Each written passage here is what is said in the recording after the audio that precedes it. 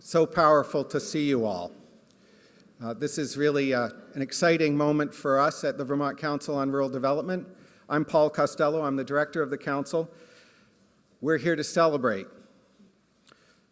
scores of catalytic leaders in the climate economy from around the country who are here with us, business leaders who are changing the game, building new economic opportunities, creating jobs, contributing to the renewed prosperity for generations in this country and globally. People like Paul Hawken, who were with us last night, whose book Drawdown not only describes what's necessary in the energy field, but talks about the panorama of activity that's going forward right now answering climate change. The feedback loop of climate change that he says, be grateful for the feedback loop. It shows us the signals for entrepreneurial activity in the future. And then he talked about girls and the power of thinking about this as an opportunity to look at justice issues, at economic development that's not just about attracting a factory, but it's about educating a new generation of world leaders. Really powerful. Like Jigar Shah, Danny Kennedy, who are here, investing in clean energy across the country, in transportation, in the next green businesses. Like the competitors in our future formula pitch contest who are out in the lobby today, entrepreneurs who are sharing their business ideas for battling climate change to win a prize this evening, and also the attention of our judge investors and other potential partners. At VCRD, we've come to see this climate economy and the climate change challenge as not the opposite of the coin of rural community development, but the same thing. We talk about the economic boost that clean energy and efficiency is going to provide today and in the future. The creativity of working lands, entrepreneurs, and food systems folks. We think about business incubation in our downtowns and town centers, the resource recovery, recycling, sequestration opportunities ahead, and the coming transformation of our transportation system. All those fundamental things that are happening are going to be massive business opportunities that we want to collect and locate and encourage here so that Vermont is the beckoning country for a new generation of creative entrepreneurs. We already see all our manufacturers changing their light bulbs, looking at efficiencies, looking at potential ways to generate part of their own electricity or all of it. There's no us or them there. The climate economy is not a sector, and it's not an aspect of the economy. It's the economy of the future, the only economy of the future. So we're here to celebrate that. And I have to say, it's an awesome thing in Vermont to have the leadership of so many from outside of the state with us, as well as key leaders from Vermont to move this project forward. My pleasure to introduce one of those key leaders, the chair of the VCRD board, Deputy Secretary of Commerce, Ted Brady.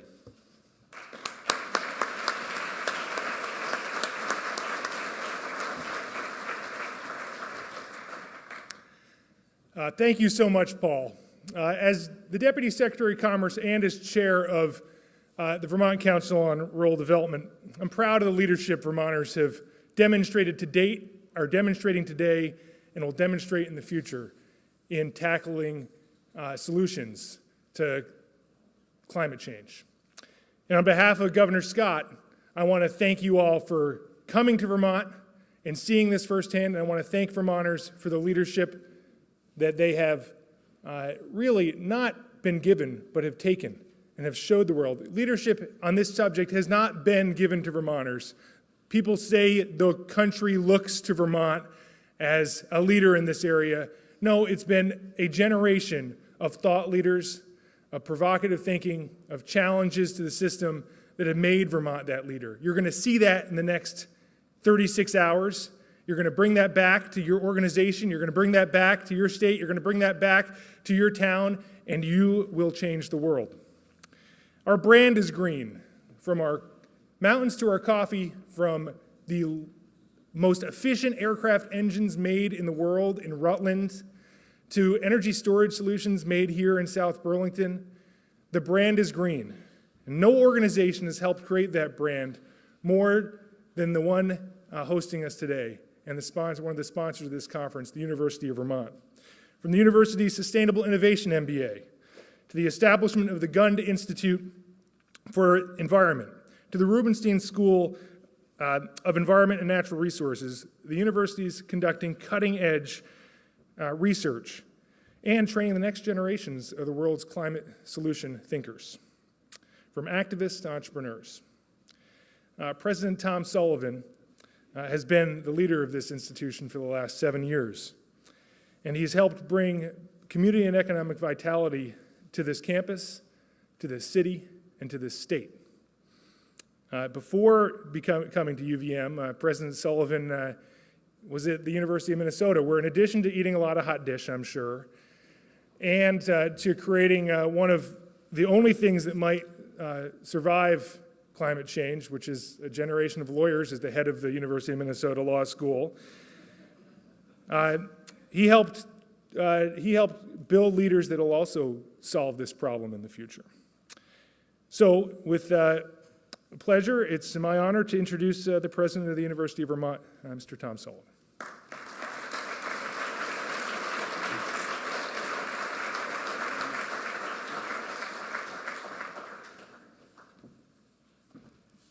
Thank you very much, Ted. Good morning to all. I am delighted to be here on behalf of the University of Vermont to welcome all of you to this terrific summit. The University of Vermont, of course, is Vermont's land-grant research university, now 226 years old. We are thrilled to host this conference because, as Ted and Paul have said, and your speakers last night reinforced, this is one of the biggest issues that we face in our interconnected global world, climate change and everything that's so directly related to it. One doesn't have to go too far. We can listen and read from the last couple of days, if not weeks, about Texas and Florida and the potential reminder of the catastrophic consequences of climate change and the immediacy of addressing the challenges and seizing the opportunities associated with climate change. We can pause for just a minute and think about its implications if we do not understand the sense of urgency about this topic. The consequence to human life, to economics and to social structures, to ecologies across the globe, and to the very future of our planet. I want to thank Paul for his great leadership. Paul, I think it was a year and a half ago, maybe even 2, where we sat down together to begin to think about this conference and look at this marvelous turnout. Congratulations to you, Paul, and your team. To Mary Powell and other great thought leaders in our state. Mary will be with us, I think, later to speak on a couple of panels. We have our great mayor of Burlington here with us, Miro Weinberger, who's been a very thoughtful leader here throughout the state of Vermont. All of these leaders, many of you in our audience today, have really recognized the challenges. And in this conference, you're also going to talk about the opportunities and how to seize the opportunities. And as Ted said in his remarks a moment ago, and make sure that Vermont stays in the forefront of the issues of the environment and climate. Well, Vermont has been out there, as Ted and Paul have indicated, and we have led with our utilities and our innovative entrepreneurs in this state, making sure that at every opportunity we have that serious conversation to be able to move from fossil fuels to renewable energy that will leave little carbon footprint on this planet. It turns out that as we speak today, Vermont is at 6% workforce, the most clean energy state in the United States with the exception of California, shifting from fossil fuels to clean, renewable energy sources. So too has the University of Vermont been busy in this area. We are known as a leader among colleges and universities nationwide in environmental research, in environmental teaching, and climate change challenges across the spectrum from research to teaching to collaboration. Since creating the very first environmental program in the United States 45 years ago in 1972, this university has been in the forefront of attempting to help understand creative solutions to environmental and now our climate change challenges. From identifying the threats and causes of acid rain, the research coming out of UVM in the early 1970s, to launching landmark research, to creating that first environmental program I mentioned, to helping understand the pollution and its consequences to our great Lake Champlain Basin, we have been there with the state and its leaders trying to push these issues to the forefront. And today, the call is one of a sense of urgency across our state, but more importantly, across our globe, to make sure that everyone understands the implications and the consequences if we do not do the very best research and the very best civic engagement and understanding of the devastation that is with us today because of environmental impacts and climate change challenges. This is a conference, as Paul envisioned it, to make sure that all of us in this room, and particularly all of us going forward, will work creatively and collaboratively to take the great ideas and the critiques that come out of this campus, of this summit, from this campus. We all have critical assets at our disposal, from investments in human capital to brand new innovations and technologies. Together, collectively and creatively, this summit is about bringing us to a conversation, and more importantly, beyond the conversation as we go back to our homes and our day jobs. It's about learning more about energy, about sustainability, and about the challenges that we face. The University of Vermont wants to be a full partner with each of you in doing that through our land grant and research mission responsibilities. And I think in closing, I would say that if there is one overarching theme that we may want to underscore here this morning, there are many, by the way, but the one overarching one that strikes me as so important is to remember that with great challenges, there are great opportunities to understand and to implement solutions. And that's what this summit is about. Great ideas and how we implement solutions for the next generation of all of us on this planet. Again, from the University of Vermont, welcome. We hope and know you'll have a very successful summit. And I invite you to come back on campus often. We'd love to see you. Thanks so very much.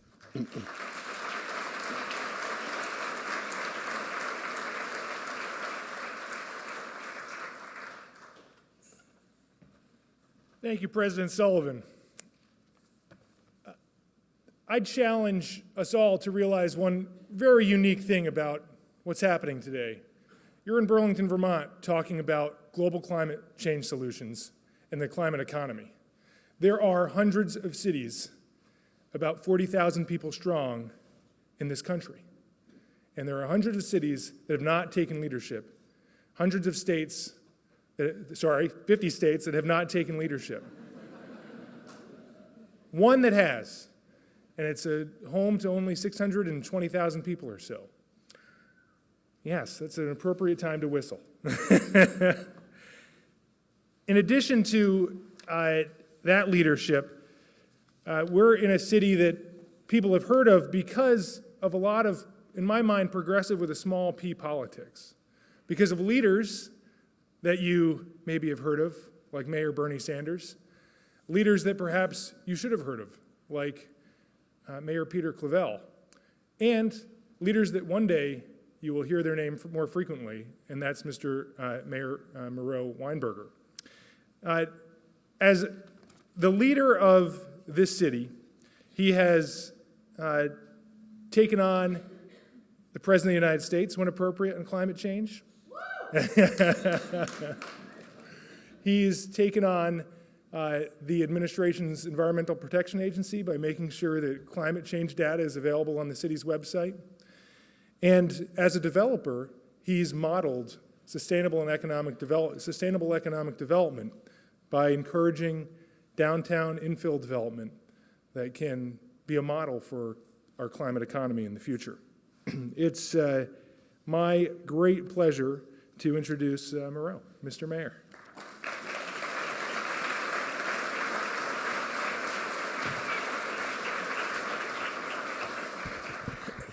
Thank you, Ted. Wow, what a room to look out on sitting up here at the front. I hadn't quite understood how many people had filled in back there. It is exciting to be with you this morning to kick off this important conference. I too want to thank Paul Costello for his incredible leadership, envisioning that this event can and should happen here in Burlington on the UVM campus today at exactly, I think, the right moment for this conversation in the right place. So, Paul, thank you for doing that. President Sullivan, thank you for hosting this event here in your facility. You know, it wasn't that long ago that Burlington really wouldn't have the facilities to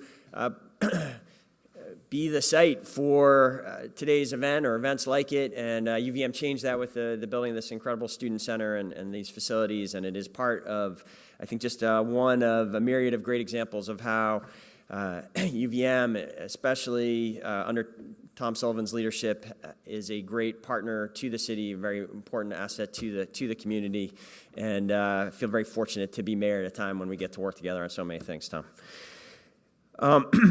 The city is proud to be a sponsor and part of this event, and you're going to get a chance to hear more than just from me, from the people who know the details that I know you'll be interested in hearing about what Burlington has been doing for decades. Our Community and Economic Development Office is going to be a major presence with you throughout the conference, as is the Burlington Electric Department, which, since Mary Sullivan isn't quite in the room yet, I think I can say safely is the best utility in the country and the most progressive force for you know, in an industry where too often the industry is really the obstacle to getting things right. The Burlington Electric Department is exactly the opposite and is driving change. I would like to just leave you with 3 points this morning. I want to just say a couple of things about how I hope you will find some inspiration in your time here. I want to make sure that you see opportunity here in Vermont and in Burlington in the years ahead for those of you that are entrepreneurs and investors. And then I just have a brief thanks to conclude. In terms of inspiration, I do hope the Burlington story, which you're going to get a chance to hear a fair amount about, if you haven't heard it, is one that should be known far and wide, and increasingly is, and should be inspiring. Whether you're going back to the late 80s when we created a conservation effort that has broken the relationship between population increase and increased electricity consumption. We have seen a population increase in Burlington over the last 30 years, while we have seen our electric consumption actually go down. That is not the story in the rest of the United States, and I think it's a story that can be replicated if people understand how we got it right here in Burlington in the 80s and how that change has accumulated over time. The other inspiration is more recent. In 2004, we were a community, probably very much like yours, that sourced most of it, the great majority of its energy, from traditional fossil fuel sources and nuclear sources. A political decision was made in 2004 by the city to move away from purchasing power from the Vermont Yankee nuclear facility, the state's only nuclear facility. And they were providing close to 50% of our power at the time, our electricity at the time. So we needed to come up. It forced a real examination of what we would do instead. And it forced a proactive strategy of buying renewable energy. That political decision, which has held and has been reinforced over time and is deeply supported by the people of Burlington, was accompanied by outstanding technical efforts to very skillfully take advantage of the renewable energy credit programs that are out there and make that move towards renewable affordable. As a result of those two big things, the political will and the technical know-how, we, in 2014, became the first city in the United States to source 100% of our electricity from renewable sources.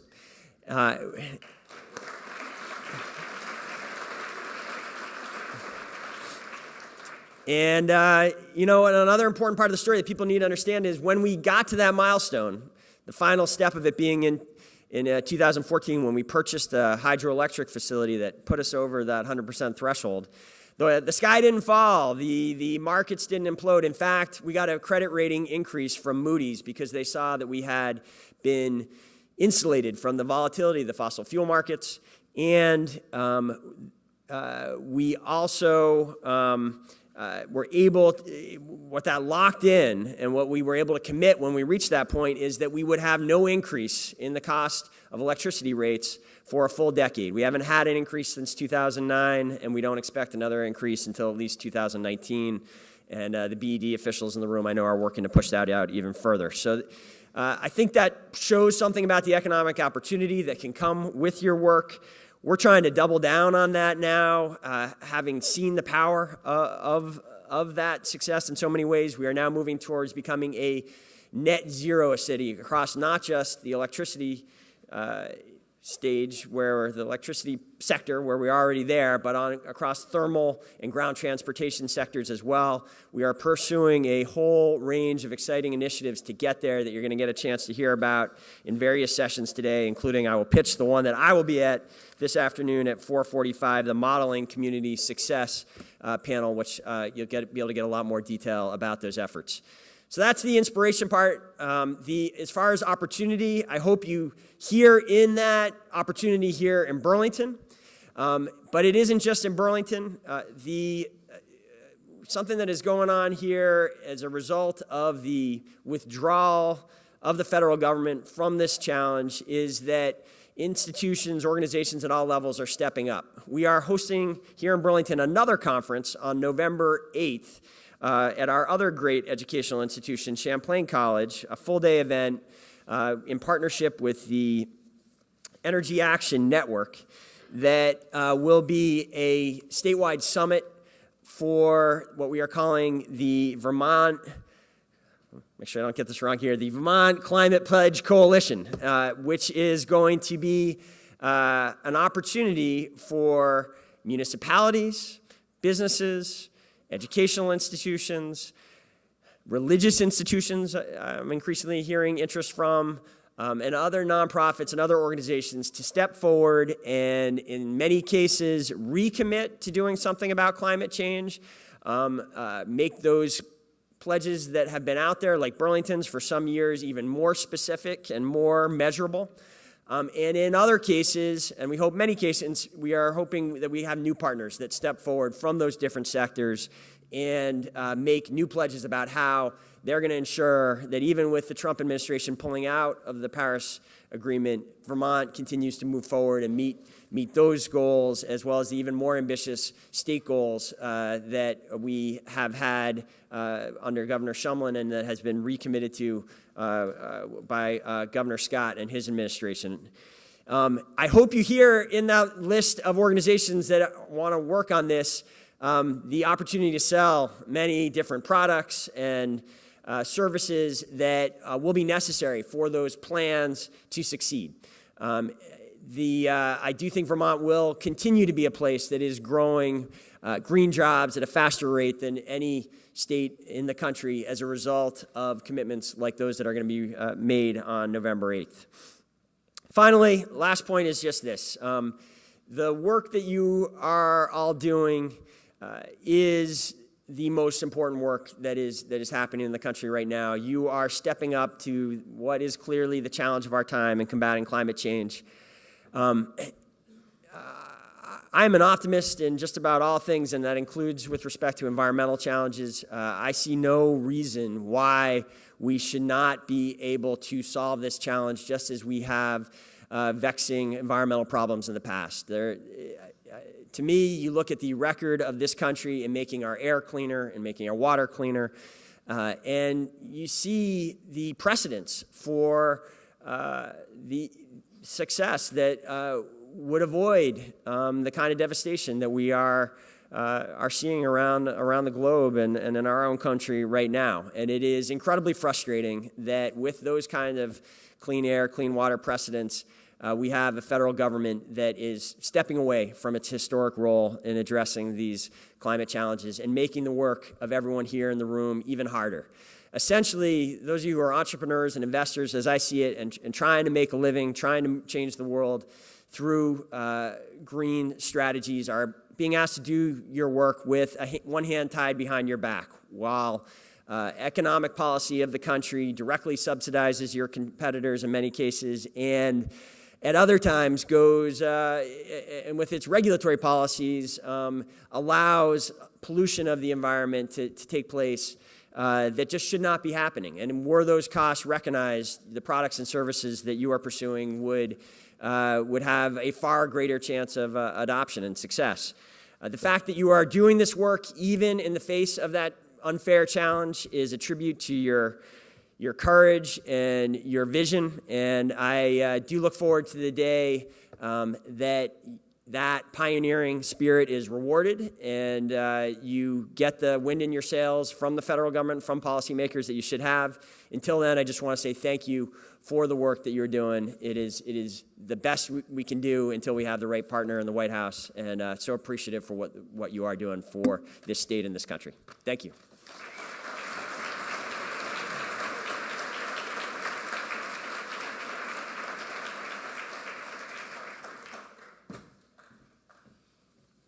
So how does this work today? Our morning's filled with the business and policy fishbowl that's coming up next, and then 3 speeches on acceleration, on taking current issues and practices in the climate economy to the next level. We'll have an announcement before we break for lunch about the formation of a clean energy accelerator, Accel Vermont, that's happening right here in Vermont. The lunch is going to be outside on the green. We'll go back out to the tent. People who were here last night know about it. It's going to be great. Go on out. And then we're going to come back into our afternoon sessions where we have pitches, where leaders will be making arguments. They'll be pitching ideas on how things can move forward. And you'll have a chance to argue with them at the end.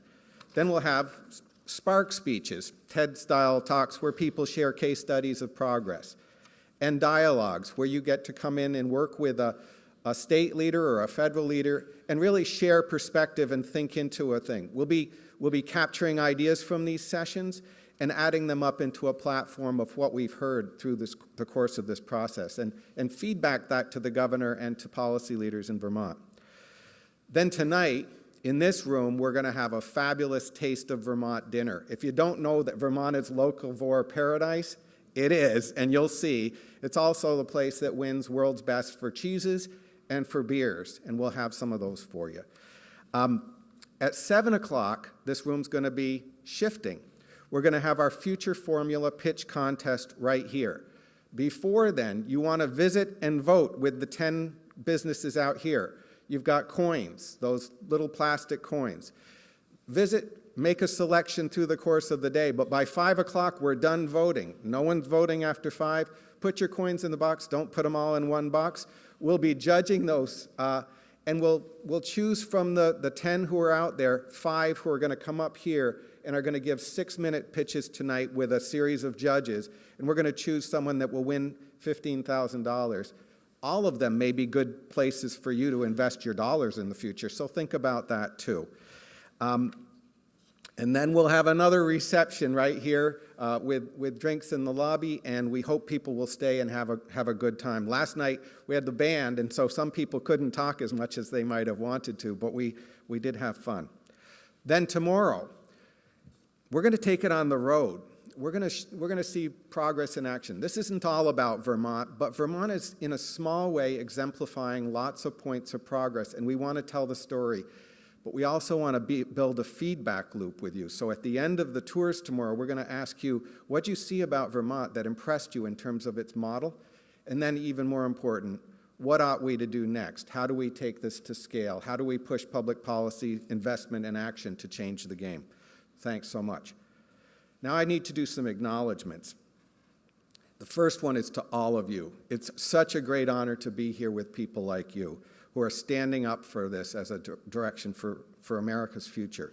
The speakers, the moderators, the organizing team for this, students, scribes, volunteers, tour guides, facilitators, and all of you as participants, you're all lending your leadership. You could be somewhere else, but we deeply appreciate that you're here. And then our lead sponsors. We need to thank the generous organizations that have put their treasure behind this effort. Bay and Paul Foundations, High Meadows Fund, National Life Group, National Life Charitable Foundation, NRG Systems, the University of Vermont, the Vermont Low Income Trust for Electricity, Platinum level supporters, the City of Burlington, Seventh Generation, the Vermont Agency of Commerce and Community Development, Vermont State Employees Credit Union, VSECU. Gold sponsors, Ben & Jerry's, Burlington Electric Department, Front Porch Forum, the National Grid, Northfield Savings Bank, Sugarbush Resort, Velco, the grid here in Vermont, Vermont Economic Development Authority, Vermont Sustainable Jobs Fund. And then we have special sponsorships for tonight, our Taste of Vermont dinner, the Union Mutual of Vermont Insurance Company, Vermont EPSCOR, which is funding part of the future funding contest tonight, the future formula. And then Grow Solar for student scholarships. Other philanthropic supporters for this larger effort come from the Vermont Community Foundation funds, the Acorn Fund, the Johnson Family Foundation Fund, and the Sustainable Futures Fund. We're also grateful for the many sponsors who donated at the silver and bronze level that are listed in your booklets, and all our in-kind and product donors that are also listed there. UVM and the City of Burlington for hosting us and for their great leadership. Our outreach partners, we deeply appreciate all the work that went into getting this word out nationally. Delaney Meeting Management, that's holding forward on all the logistics and doing an absolutely terrific job. Alder Studios, who really helped us reach the national level with our outreach. And Leonine Communications in Vermont. Val Stewart for her instigation. And I want to thank Jenna Kowalski, John Kopens, and Margaret McCoy, especially our staff, who've had their backs to the work. You know, we've all lent a lot of work together to pull this off, and deeply appreciate their leadership. And then,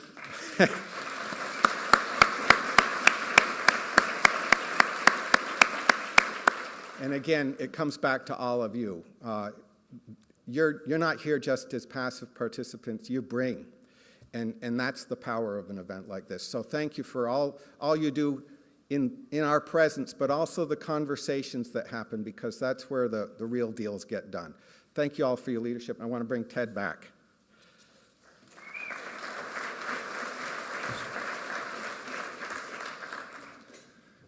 All right, let's get to work. So now, to set the stage for the day, I want to invite up members of our opening Fishbowl to come up to the stage. So please join me in welcoming, and as I say your name, please make your way up front, Paul Hendricks, the Manager of Environmental Sustainability at Patagonia. Paul, come on down.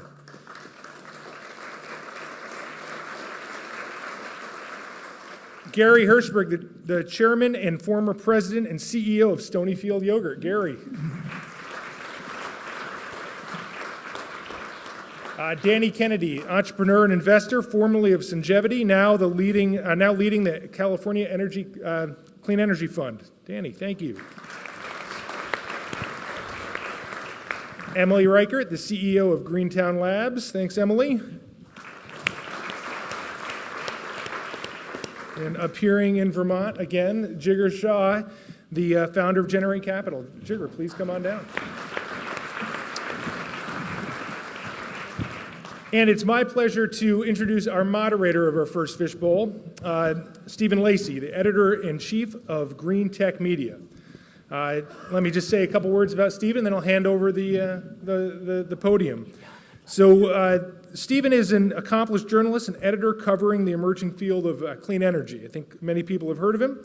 He is regularly sought out as a national expert and commentator on energy and environmental issues. He's currently the editor-in-chief of Greentech Media, as I mentioned, a top business publication covering clean energy, where he manages a team of 10 writers. As a podcast fanatic, aren't we all? Lacey has produced 5 different shows on climate change and energy over the last 11 years. His most recent show, The Energy Gang, has racked up 2 million downloads. He previously served as deputy editor at Climate Progress. Before that, he was producer at Renewable Energy World and Talk Radio News Service. You can see that Stephen is uniquely qualified to lead and moderate the leaders in our opening dialogue, Climate Solutions, the Future of the U.S. Economy. The stage is all yours, Stephen. Good luck.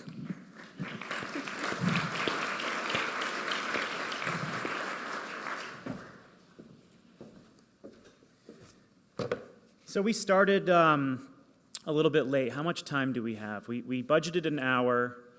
What time do we need to close shop here? Can someone? 11 o'clock? 10 of 11. All right, great. Good morning, everyone. Welcome to the Fishbowl. This is our opening morning session on policy and business trends in climate change, clean energy, and environmental issues. And I hope to echo what was said last night and this morning to provide a sense of inspiration as you continue the conversation over the next couple of days. So, as was said, I'm the editor-in-chief of Greentech Media. I have been covering the climate solutions space for about 11 years, and I am continually inspired by the folks that you're going to hear from on stage for their commitment to trying to deploy the solutions to create the clean energy economy and the climate-focused economy at scale. So we're obviously trying to imagine something different here, right? The low-carbon, climate-focused economy that is ambitious in scope, but realistic in goals. And we're going to set a roadmap for how to get there and what the role of business leaders is in leading the way. Now, if you're like me, if you wake up in the morning and check your phone and check your news notifications or scroll through your Twitter feed, maybe you turn on the television or open the newspaper, the situation feels pretty dire, right? Particularly related to climate change, and particularly at this moment in time when we have an administration that has backed away from its international and national commitments to climate change. We'll talk a little bit about that. I believe that's largely a very important symbolic gesture, but I think we're going to hear that local communities and businesses can pick up the slack. But it can feel pretty dire out there, right?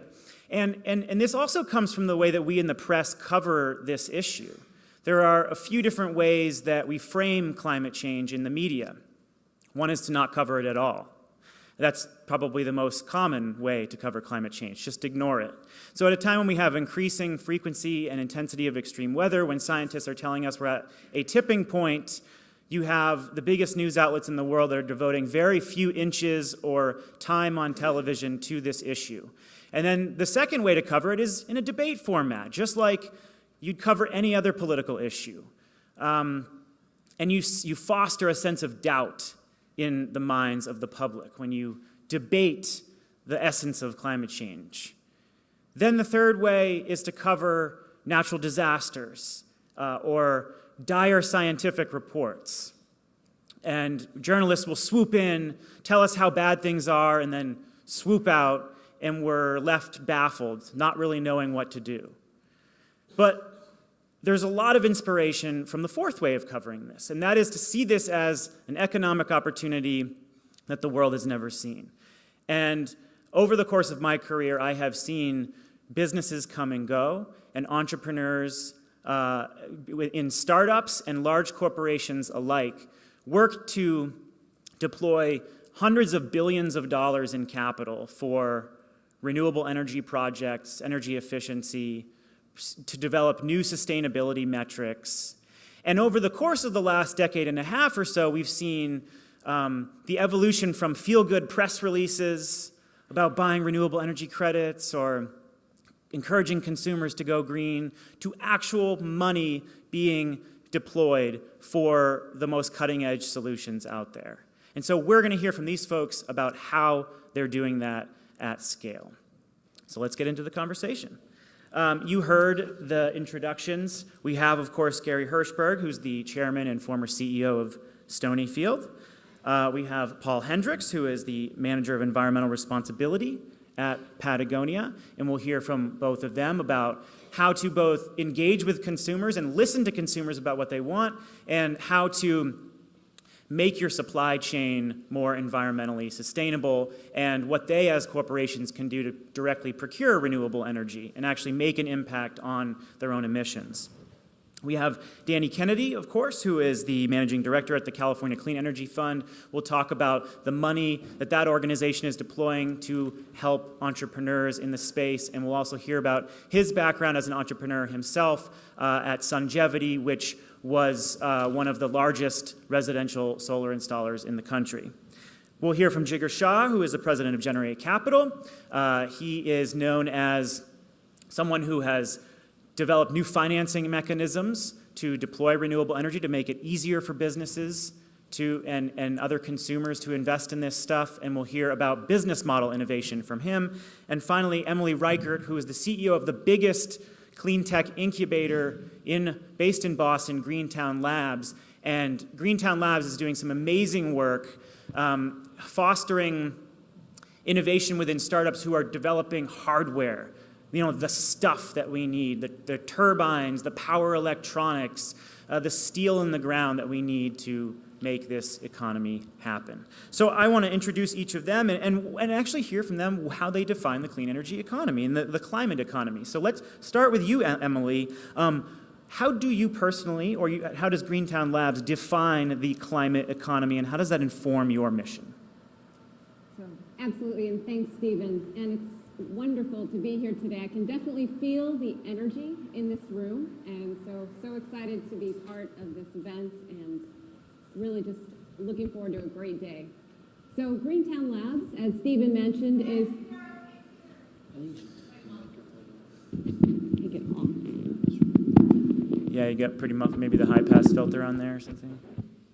Greentown Labs is the largest clean technology incubator in the United States, as Stephen mentioned. Is that any better? Still pretty muffled out there? Why don't you go to the mic, Emily?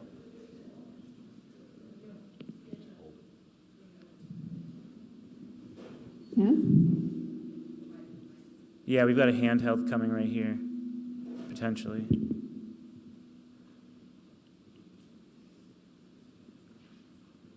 All right, little technical challenge here. Somebody should shut this one off, right?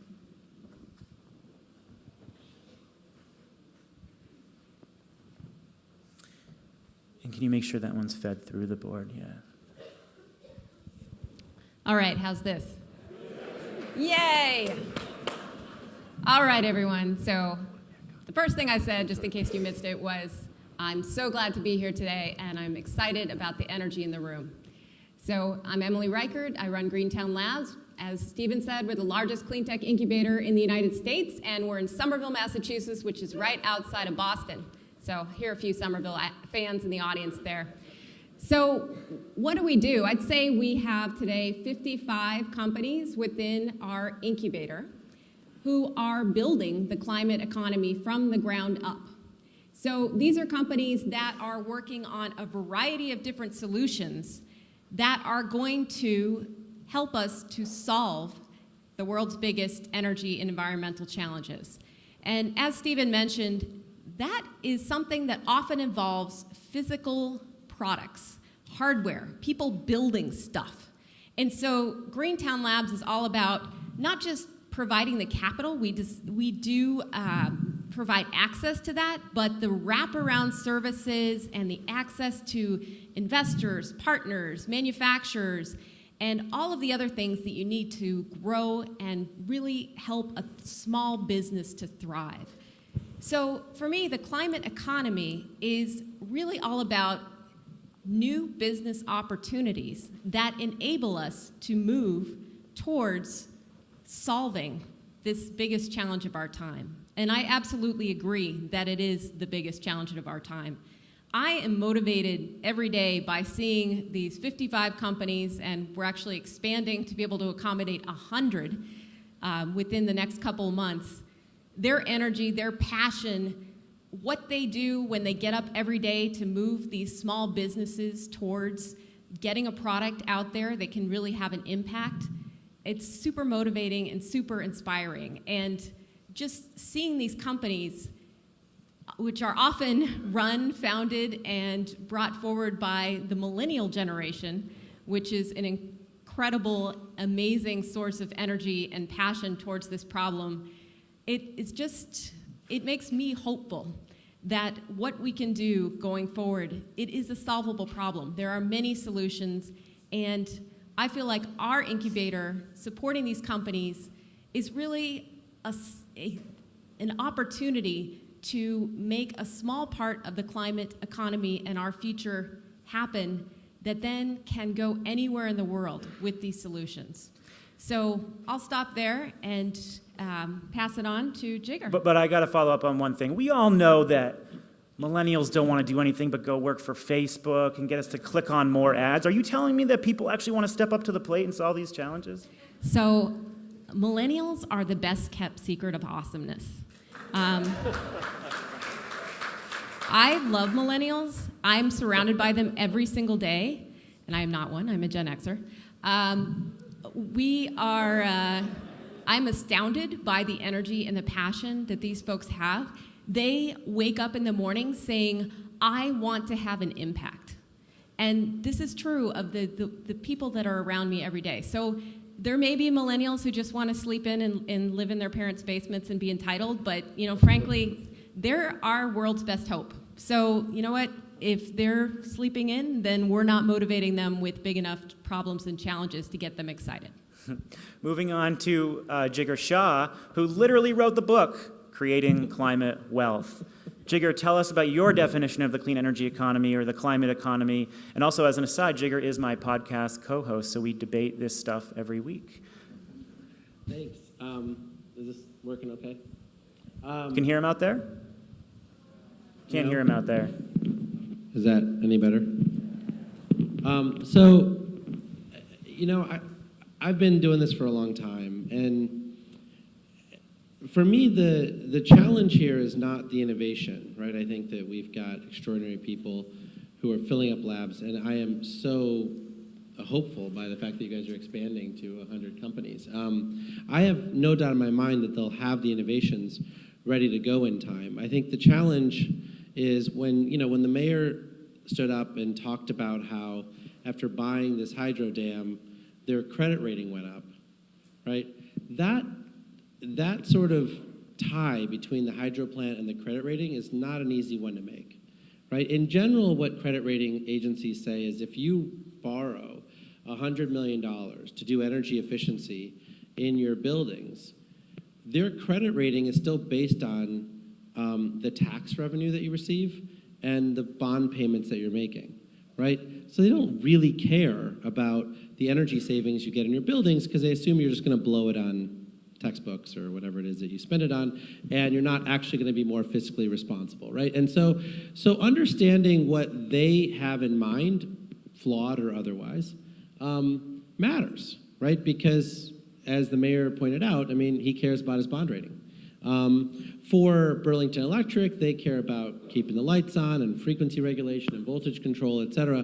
And so my world around climate change is less about innovation and more about sort of the plumbing underneath to get the $100 million, billion-dollar sort of financing completed. Because I think we all know that, just to put this in perspective in Vermont, because I think sometimes these numbers get thrown around, Vermonters use about 27 million to 30 million gallons of gasoline a month, right? So that's like $70 million of cash that they fork over to gas stations a month, which they could instead be investing in electric vehicle infrastructure in the state. Today's electric vehicles have 200, 300-mile ranges, so even with the rural nature of Vermont, you can see how most Vermonters could move their vehicles miles traveled to electric vehicles, but getting from here to there seems insurmountable, right? We have all these auto companies that that provide electric vehicles. We have all of these charging station manufacturers at Greentown Labs. We've got all of these people doing the work that they're supposed to be doing. We even have professors at the University of Vermont that have calculated exactly what the emissions benefits would be and all the economic benefits would be, and here's the pivot table in Excel Energy that shows how much money we're going to save. And yet, when you talk to Burlington Electric, they're saying most people in Burlington have 100 amp service.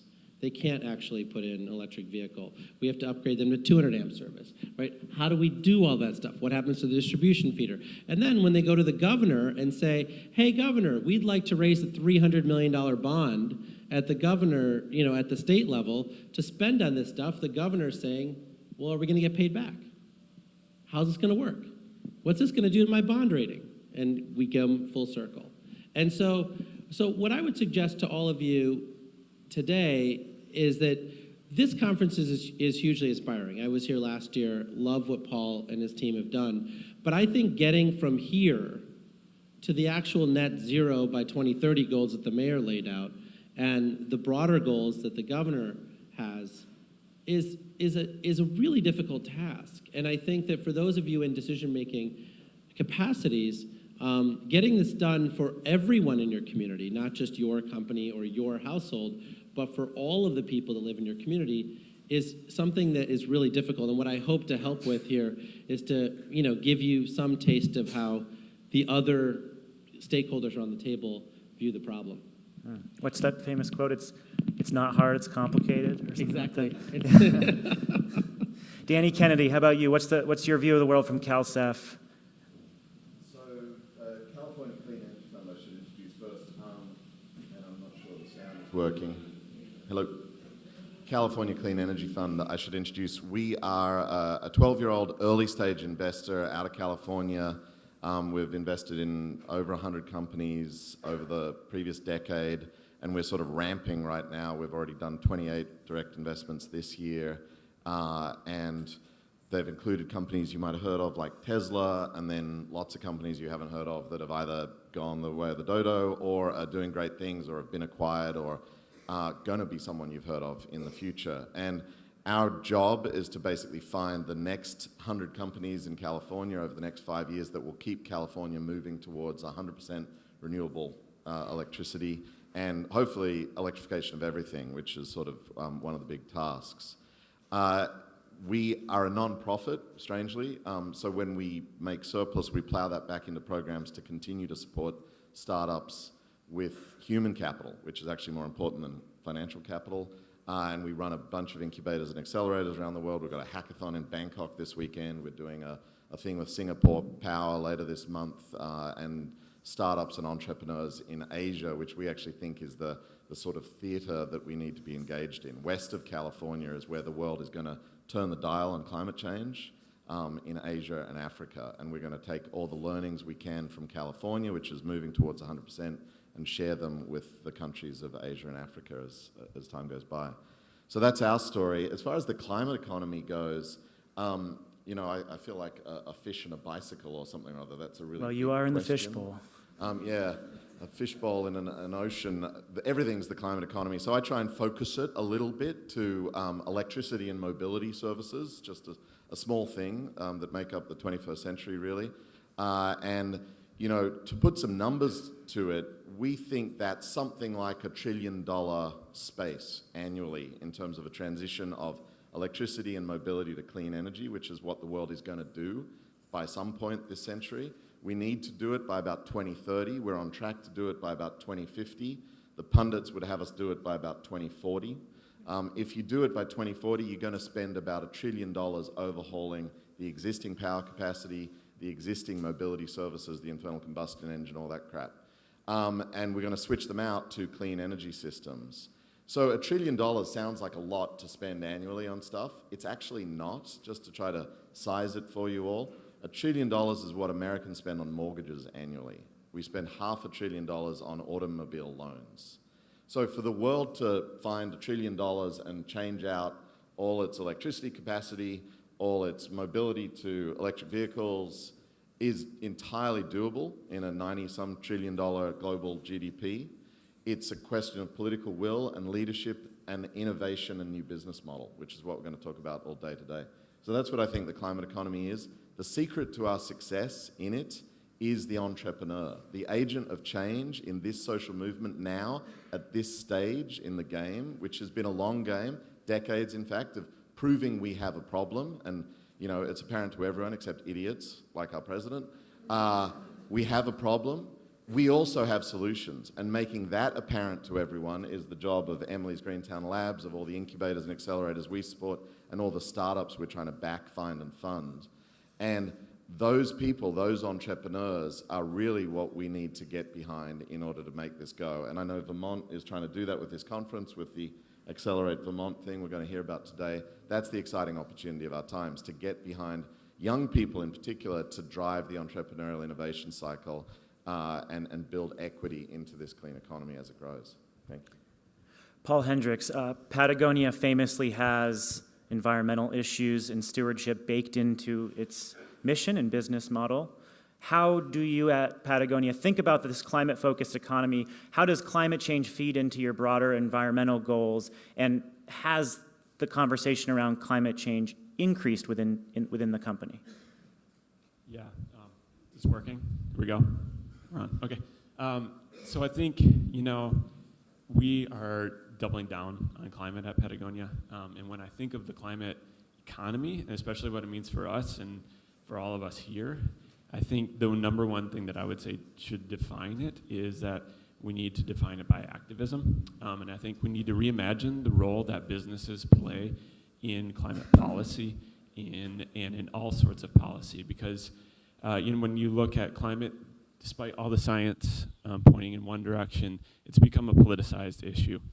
And the arguments against it have typically been economic, right? That's saying that climate action will hinder economic growth, it'll prevent jobs, but that is all, as we know, it's all bullshit.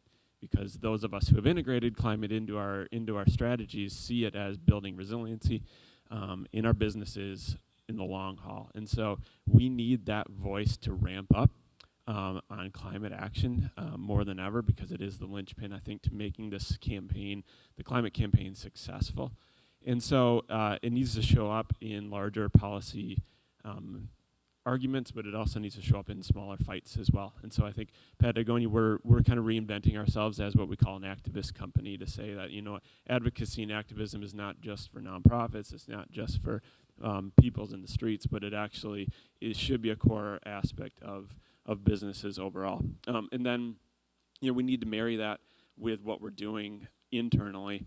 If we're going to be projecting and claiming that in fighting for climate on the external side, we need to hold our own feet to the fire. So we need to make sure that what we are doing through our products, and especially how we're engaging with customers and reimagining what consumption looks like, that is probably the biggest thing that we can do internally, because I do think that consumption and the way that we're going, we can continue to minimize the harm of our products and everything, but unless we get our arms around the consumption issue overall, we're still going to go in the wrong direction. So we need to curb that. And we as businesses, as we as an economic ecosystem here with coalitions and nonprofits, we need to address that as well. Lacey is another company that was founded with environmental goals, human health, and animal welfare goals in mind. I read that you got interested in climate change actually in the 70s. Was climate change on your mind when Stonyfield was founded? And how have climate goals and the climate-centered economy evolved within Stonyfield? Yeah, I'm at the point in my life where I don't try to remember what year anymore. I try to remember which decade something happened, and so I get it. I'm sure you all read my thesis in 1972 on a dendroclimatological investigation on Mount Washington, New Hampshire. In those days we called it inadvertent climate modification. Actually, things have sort of evolved. But yes, to answer you, and when we started Stonyfield in '83, this was our mission. Our mission was to show that externalities, by internalizing externalities, that is the basis for the new economy. My name for the climate economy is the economy, because this is the world we're in. When you have what are we up to, $100 billion now in Houston and in Texas? We've got trillions of dollars of costs that we're laying on our economies, our communities, our future generations, and trillions of dollars of opportunity. I mean, the bad news is that we've left this gigantic mess for those to come. The great news is that, as we're hearing from all my colleagues here, it's probably the greatest economic development opportunity in the history of humankind. And just to give you a couple grounded anecdotes about this, I have to admit, when we started with these kind of bold ideas of soil sequestration, when nobody knew what the hell we were talking about, we always say we had a wonderful company back in '83. We just had no supply and no demand. After 9 years of sort of struggling to rationalize that there really is such a thing as a better way of growing, a better way of eating, a better way of consuming, we started to make money in the early 90s. One of the first things that we did was we started to actually measure. We organized teams in our company, much like Patagonia, who we're obviously very close with. And these teams went around and looked at every aspect of our footprint, water use, shipping, transportation, so on.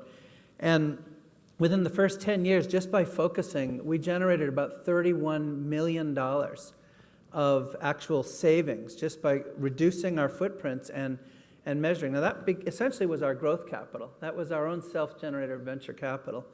And those numbers keep on growing. Our wastewater plant, which is a methane digester, is a profit center.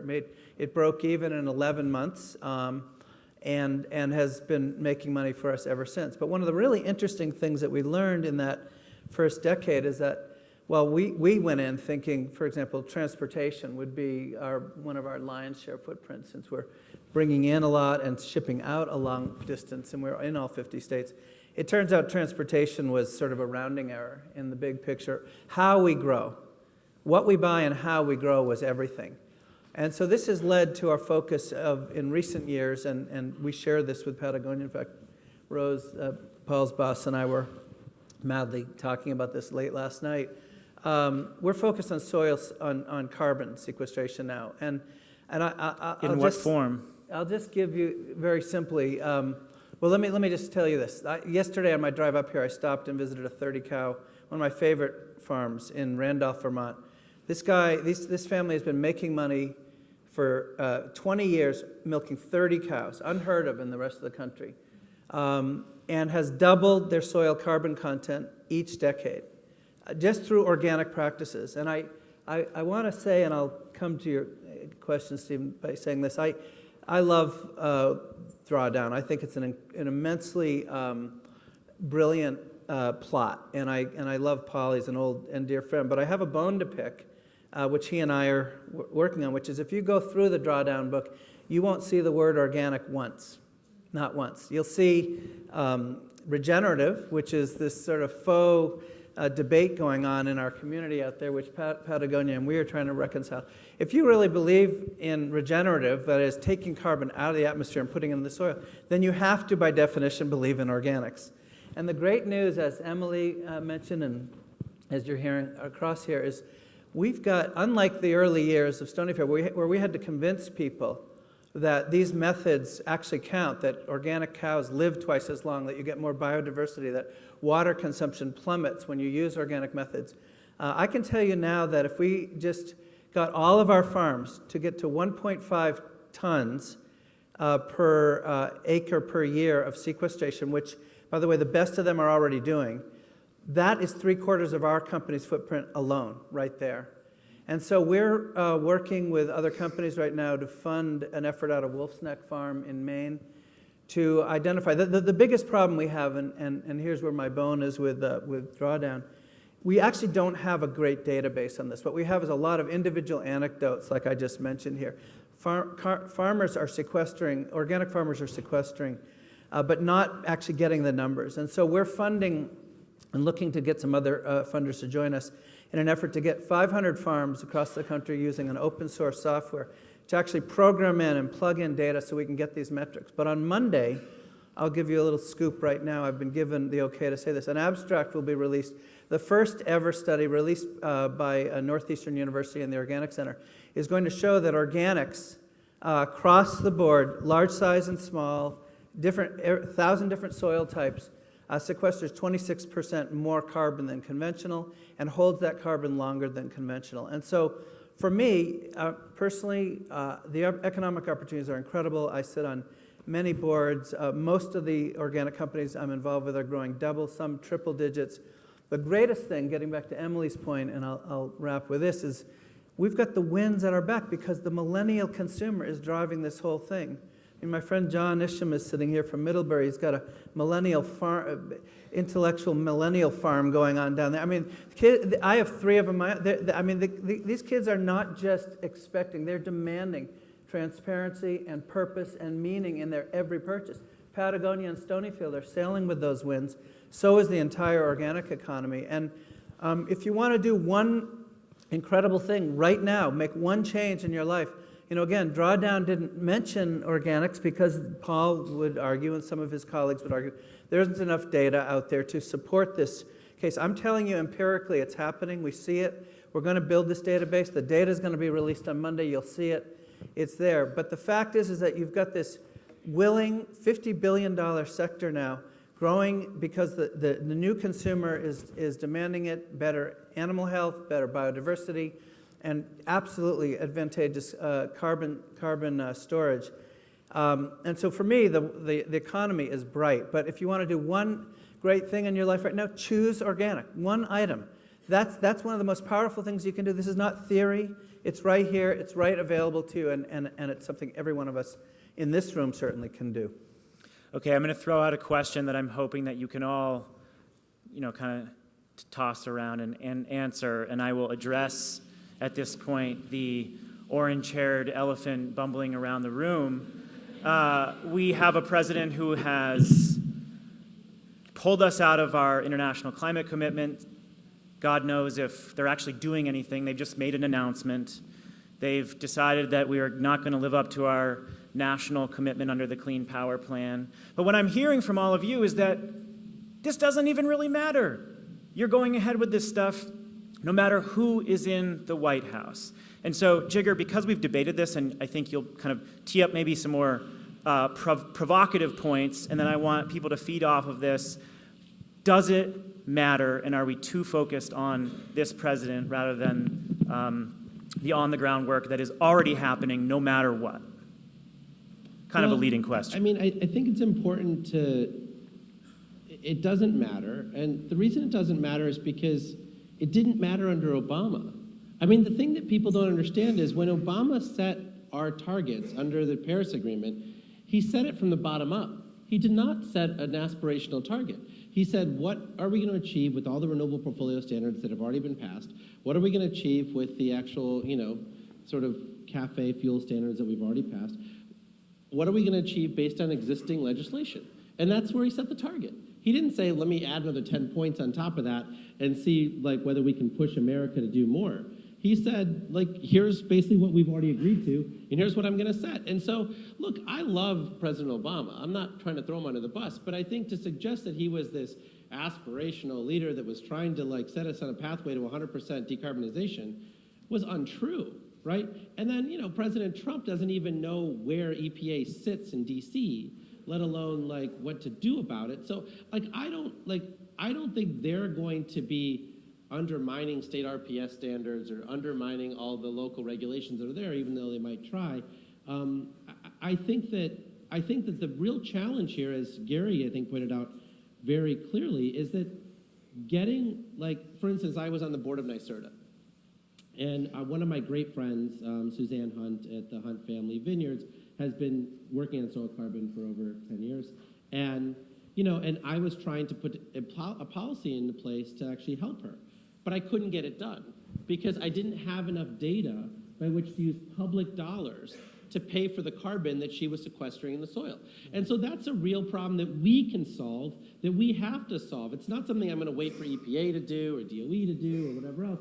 We have to solve that, and then NYSERDA has $50 million lying around that it can actually say, look, we'd love to fund upstate New York. I mean, there's this huge political divide in New York between downstate and upstate, and we'd love to put more money into farms and fund them to put more carbon into the soil, but I don't know how to avoid a shyster saying that they did this and So how do we do all of the measurement and verification? Like, it's local policy and local challenges and this We Are Still In group and all that stuff, to me, that has always led the charge. Now they've been forced to the forefront, and now the limelight's on them. But even under the Obama administration, it was always state-level policy that mattered, not federal-level policy. Emily? Yeah, I would agree with that. I would agree with that. And just say from my experience at Greentown Labs has never been a policy or advocacy organization in our 6 years of existence. We pretty much moved along, got prototypes built, pushed companies out into the world, and then Donald Trump happened on November 8th, 2016. And what changed? Well, I can tell you that the day after, I had a bunch of crying staff that we needed to talk through what had happened, what it meant for us. Then we had a board meeting to talk through it and what it meant for the organization. Then we had a community gathering of our 180-person community to talk through what this meant. And this may surprise people in this room, but there are Trump supporters in our community. There's a because lot. Yeah. they are pro-business. They think small businesses can be helped by, Trump's policies. So that was interesting to find out. But I think that once we got through the kind of grieving process of what this meant for our industry and our business, we kind of picked ourselves up and dusted ourselves off and realized, hey, we just got to go fight another day, and this is what we need to do. So in terms of day-to-day business, not so much. Greentown Labs is not funded by any federal sources, so that's not really a concern for us. A lot of our companies do have small business innovative research grants, and those businesses may or may not be affected in the future. Some of those grants were frozen, right? Yes, temporarily, some of those grants were frozen, so that was a bit of a challenge, but eventually they did let that money go through. Is some of that money not going to be available in the future? Potentially. That said, Greentown Labs not being an advocacy organization, I have felt the need over the past 6 months or so to go down to DC personally several times and try to advocate on behalf of the DOE and the DOE budget. So I think that it is important to get our voice out there and make sure we're being heard for our companies who are going to be affected if some of these grants dried up. But it is not stopping the fundamental momentum that is moving these businesses forward. I think another interesting angle here as well as we move towards opening our new center where we're going to be able to accommodate 100 startup companies, about 25% of our applications to fill seats and fill lab space are international.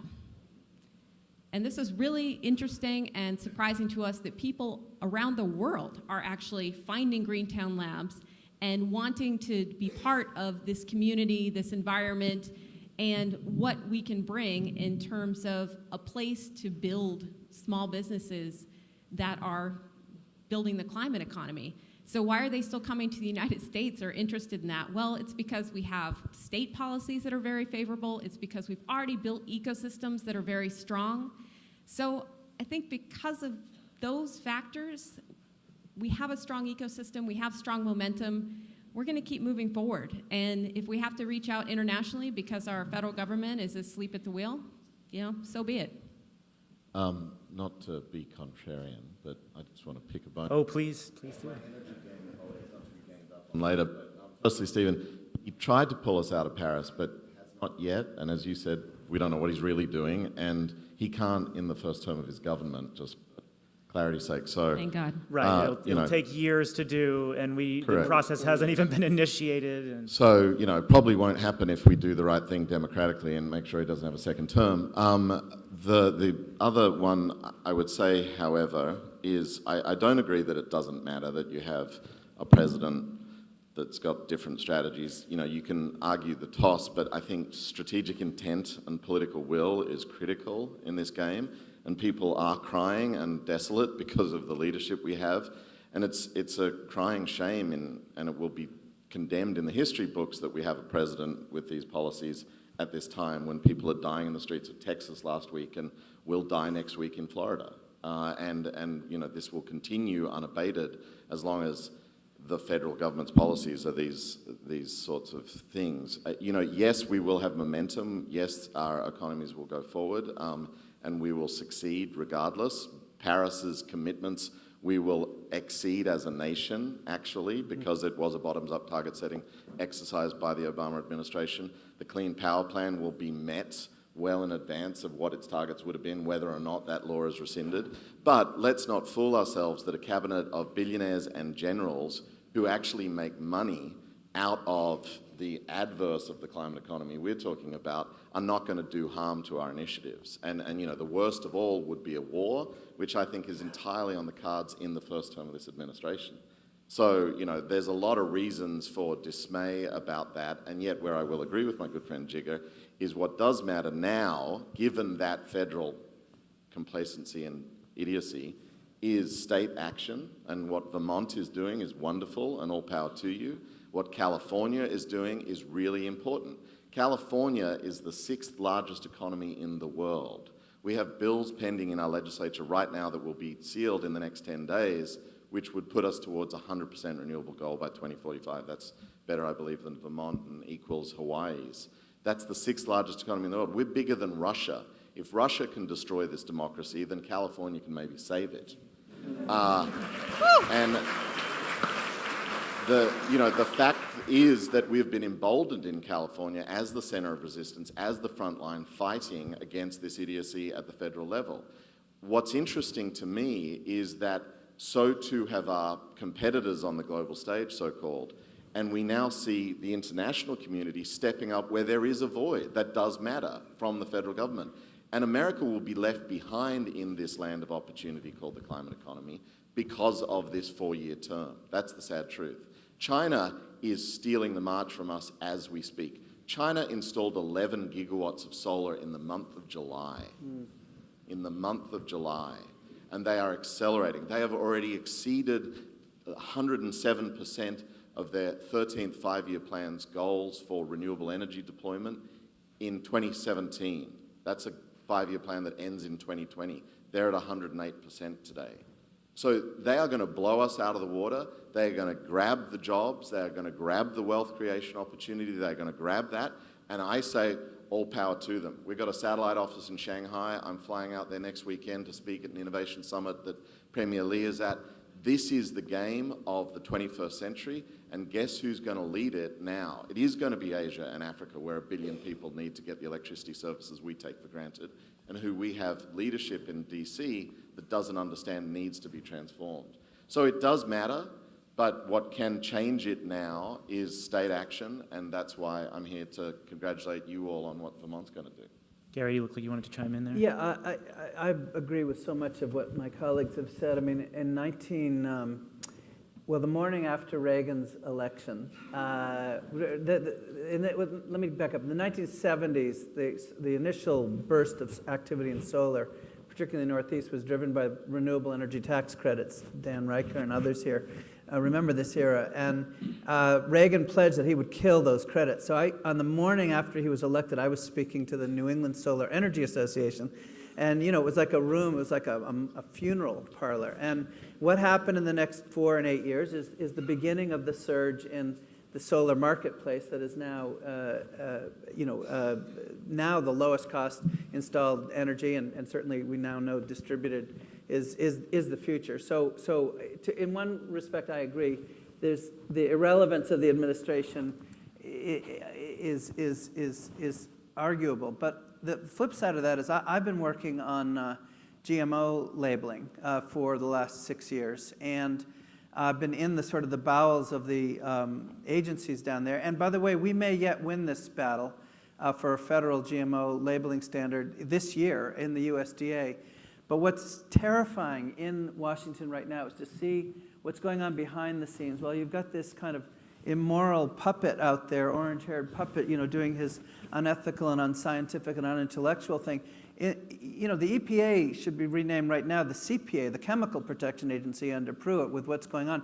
The regulatory deconstruction that's going on and the long footprint and the long shadow of that is something we all need to be concerned about. The reason I'm in there at USDA and the reason we're being successful is that I represent a job sector that is growing, as I mentioned earlier, dynamically. And the reason we got bipartisan support for a compromised labeling bill is, again, because the organic and sustainable and regenerative ag space is the growth. It's where the millennials are looking. It's where the jobs are. It's where, by the way, the Fortune 100s are investing. The largest food companies on earth are spending ridiculous multiples to buy companies. My own was just sold to one. Crazy multiples. Why? Because they see it as future growth. And that gives us traction and leverage with the actual permanent government folks in the EPA, in the USDA, and so forth. And this regulatory environment, yes, right now it's a grab game for billionaires who are living in the 20th century and trying to get their last gasp out. But we do need to be concerned about that. And the answer to that is we've got to build strong enterprises. The answer to that is exactly what we're here to celebrate. This is what makes Washington work, real Washington. I'm not talking about the puppets. I'm talking about what actually goes on in the agencies. It's folks who are generating jobs. We get their ear. We get our calls returned. We get our meetings. And that's what we have to do. We have to drive organic and sustainable and regenerative in my case, and obviously renewables as well, because this time will pass. But I fear right now that, and I certainly agree that we've got to make a change in the next time we get to the ballot box here, because the impact of undermining the Clean Air Act, the Clean Water Act, and so on and so forth could have a shadow that is bigger than I think many of us realize. Paul? Yeah, I think I agree with Danny. I think it actually does matter, but I'm actually somewhat optimistic on it, because I think recently you're seeing a solidification of businesses around climate action. You're seeing a solidification of states around climate action. And I think in many respects, we're not just waiting for the president to tell us what our standards are going to be and where we're going to go, but now it's people leading that. And I think what the shift is that we're focused now not on just what we're doing, but we're focusing on why we're doing it. So I think everyone, after November took a step back and said, okay, why do we care about these things? What are we going to do? And I think that is going to build resiliency in the climate movement, because you have companies who are like deeply looking at why they care about these things and how they're going to build climate action into their long-term strategy versus just focusing on kind of the what and the snappy things. And I think you're also seeing it in consumers. On Black Friday last year, as a direct result of the elections, we decided at Patagonia to give away 100% of our sales to nonprofits. We budgeted for $2 million. We ended up giving away $10 million. And I think that is a huge indication that people weren't just going out to buy a new jacket because of the what, but they're focusing on why. Like, why do you want it? Why do you care about these things, and where you're going to invest your money, whether it be for a company perspective or a consumer perspective. And I think in terms of that, I think it does matter, and I'm somewhat optimistic despite of, what, there could be complications there, but I do feel like there is a groundswell of people starting to take strategic action. Yeah, if I can just say one more thing. I completely agree with my colleagues here. I think it's important for those of us who maybe more politically neutral than others to recognize that, this really is like the future of the infrastructure of our nation, right? Infrastructure is where you actually get your food, right? Infrastructure is where you get your, water, sanitation, electricity, transport, et cetera. And there are a tremendous number of Republicans who are supporting our efforts at the city level, state level, legislator level. They asked me not to use the word climate, but we're getting a tremendous amount of, when you think about the Wall Street Journal article from yesterday, where, we're the largest grower of, property tax income in rural America now, the renewable energy industry, right? We spend over $500 million a year now just in wind land leases a year. That doesn't include the solar land leases. And so I just think it's really, really important that we don't politicize this issue because it actually affects every single person, rich, poor, old, young, and it matters that we make this transition. God, I know how tough it is right now, but I think it matters that we're all in this together. Well, we're coming around to the back end of the conversation. So I want to talk about local resources. And Emily, I'll start with you. In order for Greentown Labs to succeed, what were some of the local resources from Somerville and from the Commonwealth of Massachusetts that enabled your organization to grow? Is my microphone on? I can't really hear myself. Yes. Okay, great. That enabled you to grow and attract more entrepreneurs. Specifically, what are the resources that you needed, and how can that be applied to states like Vermont, cities like Burlington, so that they too can develop similar types of incubators and support entrepreneurship? Sure. So let me back up and just say a few words about how Greentown Labs started. It was not a government initiative. In fact, it was a group of entrepreneurs who were graduating from a local university and needed space to build their prototypes after they graduated. They didn't have access to the university lab anymore. And so they took space in a warehouse in East Cambridge and then in a basement in South Boston of a blown-out factory building. And this community started to grow from the original 4 companies to 9 companies in 6 months to 15 companies in about a year. And you were so dedicated to it, you were CEO without pay for a long time, right? For over a year. Over a year, yeah. I found this community in a basement in South Boston. It was about 15 companies by then. And I was thinking that I would join or start a clean tech company. And instead, I decided to help build an organization that supported many, many more clean tech companies than any one that I could personally affect. So that's how I got started. But what was critical to our growth is that, well, it turned out that in South Boston, the real estate market changed from a place where you could get space for $12 to $18 a square foot, or rather $8 to $12 a square foot, to $54 a square foot within 2 years. So that was no longer going to work for entrepreneurs who were basically sharing the rent costs. So we needed a partner, and we were able to find that in the mayor of Somerville, Massachusetts. Somerville is kind of like Brooklyn is to Manhattan as Somerville is to Boston. It's kind of where the old industrial corridor of Boston was, like the fancy office buildings were in Boston. The stinky industrial stuff was in Somerville. And so there was lots of, well, not lots of, but enough space there from old industrial operations that there was extra space. And the mayor had a need to fill some of this space. And we had a need, an urgent need, as we were getting booted out by our landlord in South Boston, to find a place where we could build the organization. And so the mayor of Somerville, who very much reminds me of the mayor of Burlington, Vermont, just the inspiration and the way that he talks about the future, and that city of Somerville also has a net zero goal by 2050. He met with me, he met with our entrepreneurs, he saw us in the sub-basement in South Boston, and he was inspired. He gave us some initial financing to build out a space that had been an empty factory building, and then that helped us raise money from the state of Massachusetts, and then that helped us also bring on several corporate sponsors that came in.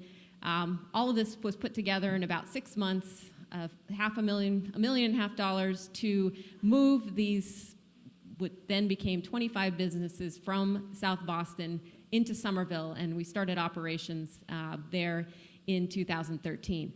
All along, though, the mayor of Somerville has just been such a critical ally. We went from being a small fish in a big pond to a big fish in a small pond, and that made all the difference because our mayor is intimately involved in what we do and helping us think about how we support economic development in the area. And I think we, for him, have been a great success story, but he's really empowered that success. I'll also say on the state level, Massachusetts is a fantastic progressive agenda state in the sense of having forward-looking policies. A lot of our startups are supported by grants at the very early stages that help them to grow their organizations. So I think that having a supportive mayor and a supportive administration that can really get things done really made all the difference about our organization, not only surviving a very difficult time, but growing and prospering. Jigar, what are the most important policy levers locally, in your opinion, to making business models workable and supporting entrepreneurship? So, I mean, I think that, to use maybe turn on Emily's phrase, I think that Vermont allows a lot of these entrepreneurs to be a big fish in an organic pond in Vermont. And I think that matters, right? So with 620,000 people, right, I mean, there actually is enough electric vehicle manufacturing capacity in this country to, really convert most of Vermont into electric vehicles. And I don't think California knows how to do it. I mean, California's challenge is it's so big that they have very entrenched interests, right? Out of the California drought, they really did nothing with the almond growers. They did nothing with the ag sector. They did nothing. They just hoped and prayed for snow. It finally came, and now their groundwater is still getting depleted, right? And so they weren't able to structurally fix some of that work because it is the sixth largest economy in the world. They do feed most of the country, right? It is a big problem.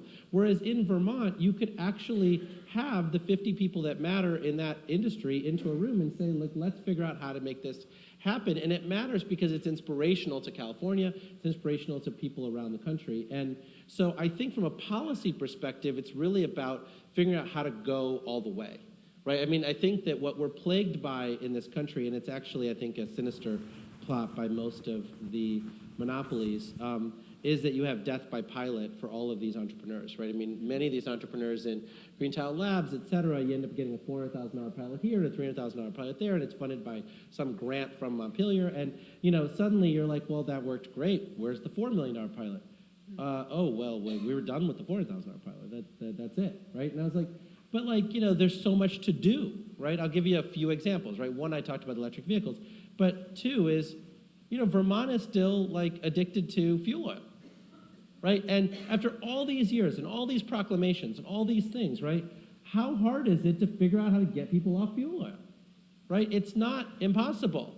Right? Now, yes, if they want to fill out a 47-page form and opt out of the mandate to get off of fuel oil, sure, they can fill out the 47-page form and say, here's why fuel oil is very important to me and my family, and they can stay on fuel oil.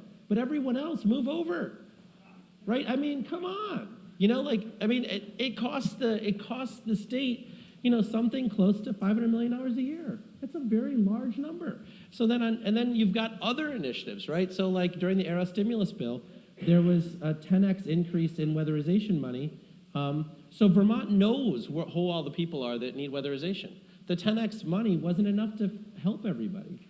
There's actually a way to help everybody. And by improving all of that building stock or tearing it down if it's not livable anymore, then you actually have the ability to lower people's bills. It's amazing how many people in this state and across the country are addicted to just giving people money through LIHEAP money. And I don't understand it. I'm like, why don't you just give them a net zero energy home?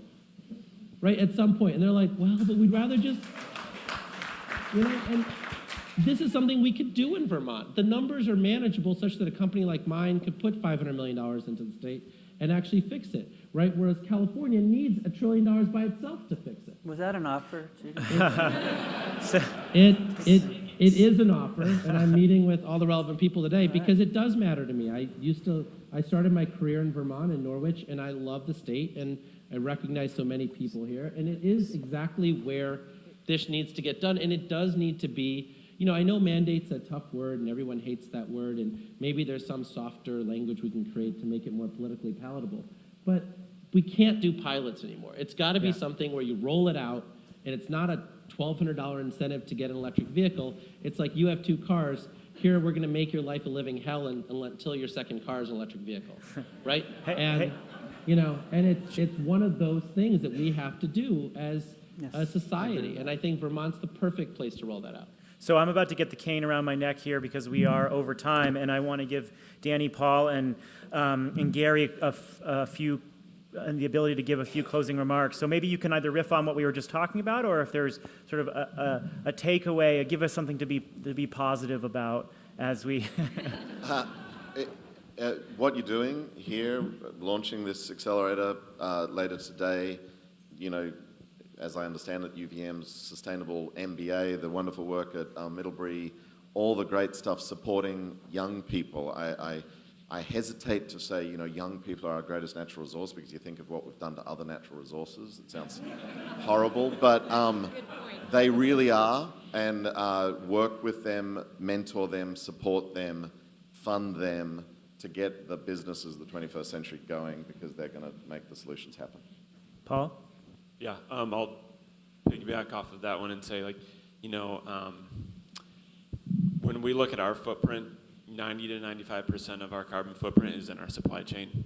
And so while it's great to be in California and Vermont, where there's these kind of ecosystems for innovation, we need support and we need help in our supply chain in the countries in Southeast Asia. We need innovation, we need product innovation, new recycling technologies, and so entrepreneurs embrace this climate economy and creativity, and then we also need folks on the ground helping to make those ecosystems in those other places as supportive as Vermont and California and other places. Gary? Yeah, again, harmony here. In terms of founding venture capital, our initial money, I told you, there wasn't an organic sector back then. Our money was actually a $35,000 loan from some Catholic nuns, the Sisters of Mercy. We actually got a nun with the deal because she was they sent a book. They sent one as a bookkeeper to watch these lunatic entrepreneurs mismanage their money for 9 years. But seriously, the way that we built our business then is the opportunity of today, and you've just heard it. We wound up with 297 individual investors by the time we were finally cash flowing. Why? Because we couldn't find common ground with institutional investors. Enlightened investment, angel investing, entrepreneurial investing is what made our company possible. It's what made most of our industry possible. I would simply close on this. Now our venture capital, like I mentioned, is our own self-generated. Our growth capital is our own self-generated capital, mostly from climate investments. But it's also because of this, again, this purchasing power of enlightened, driven millennials who, 55% of heavy users in organic are under 30 years old. So this is the marketplace. So don't forget the power of your purchase dollar to help drive this. While we're talking about a lot of big picture stuff here, today, whether you go to the gas pump or go to the store, you will make a purchase, you will make an investment yourself that will either drive us towards a low carbon economy or not. I'll just end this famous quote that anyone who thinks they're too small to make a difference has never been in bed with a mosquito, right? That's us. We are consumers as well as drivers of all of this, and we should use our purchase power in an enlightened way because it's happening out there, and there's the 30-cow farmer down the road there who's doubled his soil carbon has done it because you're purchasing his and her products. So. Thanks Well, for great that. tone-setting conversation for the event. Thank you very much to all of you. If you do want to hear these continued types of conversations and get into the nitty-gritty business model evolution that's happening in this space, you can subscribe to the podcast that Jigger and I debate on every week with our colleague Catherine Hamilton called The Energy Gang, and we are digging into all the most important energy environmental issues. Thank you very much. We really appreciate it, everybody. Stephen, masterful job. Gary, Paul, Danny, Jigger, and Emily. What a powerful presentation. I want to hold the applause until I say this next thing. We've got a break till 11:10. At 11:10 exactly, we're going to start up. We're going to get back on time. I just want to thank incredibly powerful presentation. Jigger, we're going to hold you, and we'll hear from you in a little bit. But we'll hopefully seal some deals here and really appreciate the leadership and power that you all bring here. Absolutely terrific. Thank you so much. Let's have a big round of applause for these guys.